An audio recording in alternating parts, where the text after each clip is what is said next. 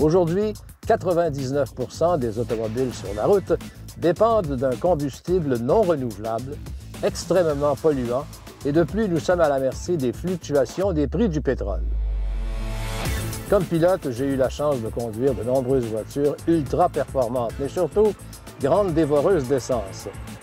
La première fois qu'on m'a parlé de voiture électrique, j'ai rigolé en disant que ça ne pouvait être qu'un jouet. Ça, un jouet? Maison!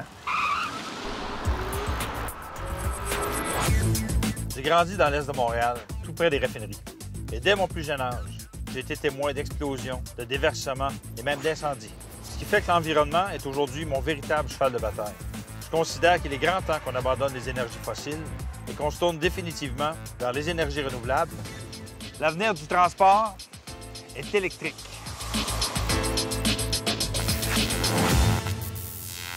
Bonjour, mesdames, messieurs, et bienvenue à la toute nouvelle émission Rouler électrique.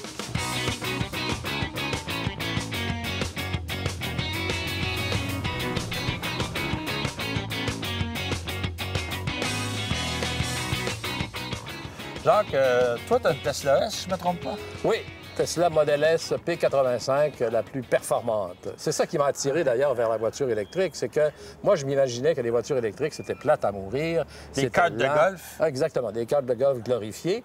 Et quand tu découvres les performances de la Tesla, le luxe, l'habitabilité, bref, toutes les qualités qu'on lui a décernées depuis qu'elle est sur le marché, meilleure voiture au monde, meilleure voiture lors des tests de collision. Alors, c'est quand même convaincant. Et quand je suis monté dans cette voiture-là et que j'ai accéléré pour la première fois, j'ai été abasourdi.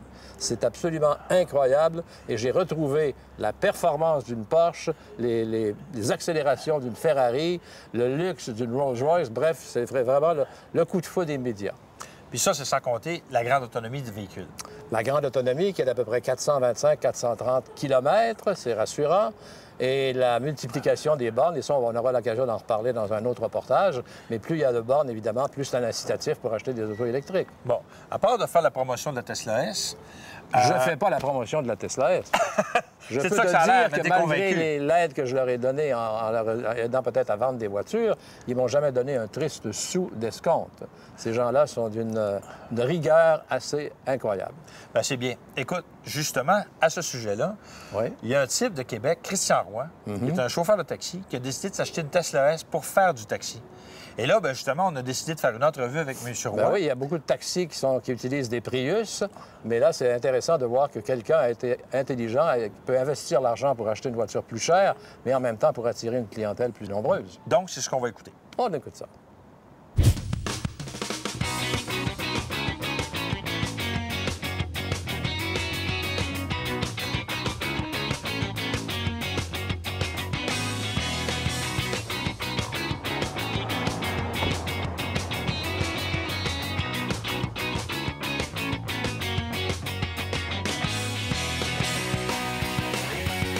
J'attends après Christian Roy, chauffeur de taxi de Québec, qui a décidé de faire du taxi en Tesla.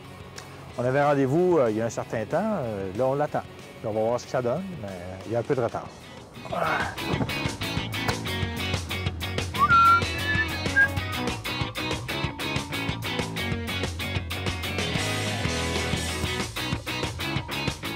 Bonjour, M. Roy. Bonjour. Vous avez décidé de faire du taxi en Tesla. Pourriez-vous nous dire un petit peu ce qui a motivé cette décision?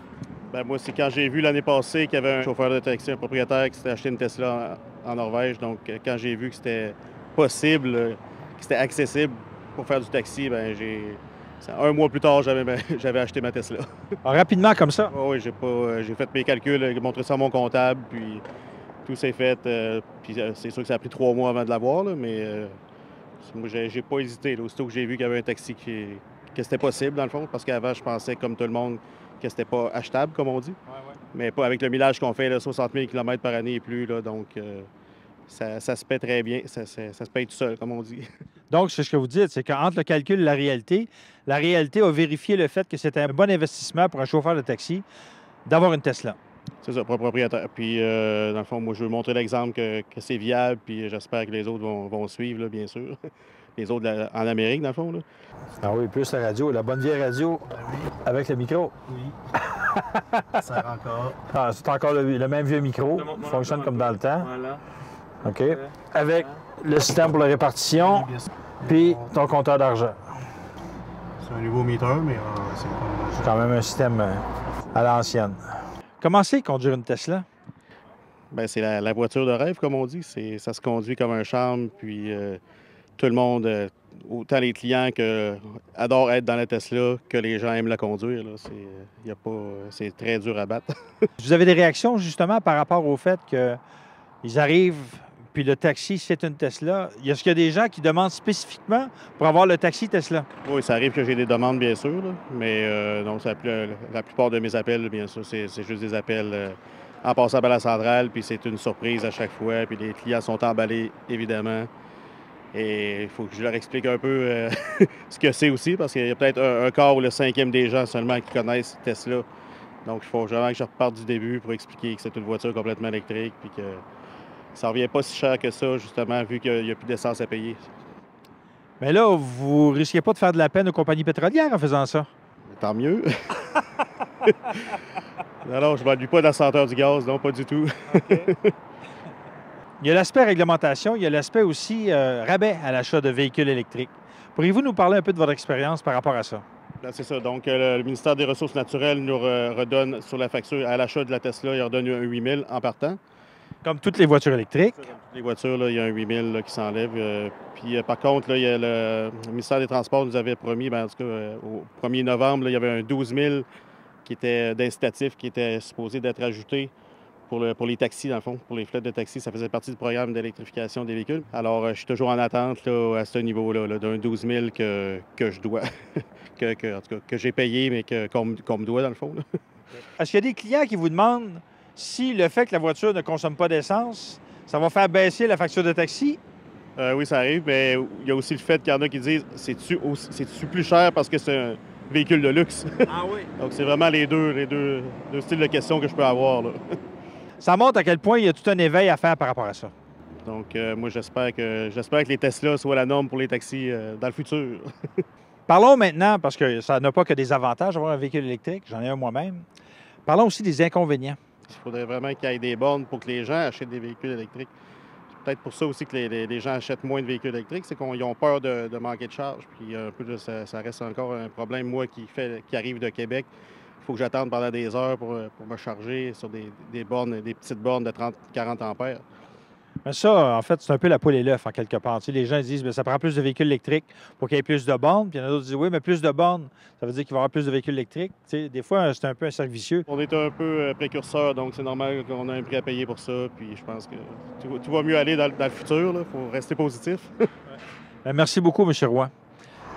C'était l'entrevue avec Christian Roy, chauffeur de taxi, qui a décidé de faire du taxi en Tesla.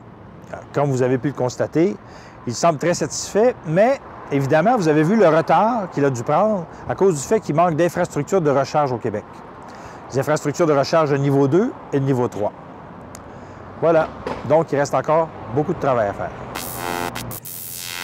Monsieur Breton, à la télévision, on ne porte pas des Bermudas. Où est-ce que vous allez avec votre traîneau, avec des Bermudas au mois de je sais pas quoi? Ah, je sais, c'est un vieux réflexe d'écologiste. Ah, J'ai porté des Bermudas pendant tellement d'années, tu sais. Puis d'ailleurs, ça a été une torture pour moi de me promener en habit-cravate lorsque j'étais au gouvernement. Ben oui, vous avez l'air tout digne, n'est-ce pas, avec votre cravate, habillé en ministre. Je voyais mon ami qui était à l'Assemblée nationale, tout fier de se promener, alors qu'habituellement, on le voit au mois de novembre en Bermuda. Ah, Oui, d'accord. vous savez, de toute façon, derrière nos vêtements, nous sommes tous nus, n'est-ce pas? Oh, que c'est bien dit, ça.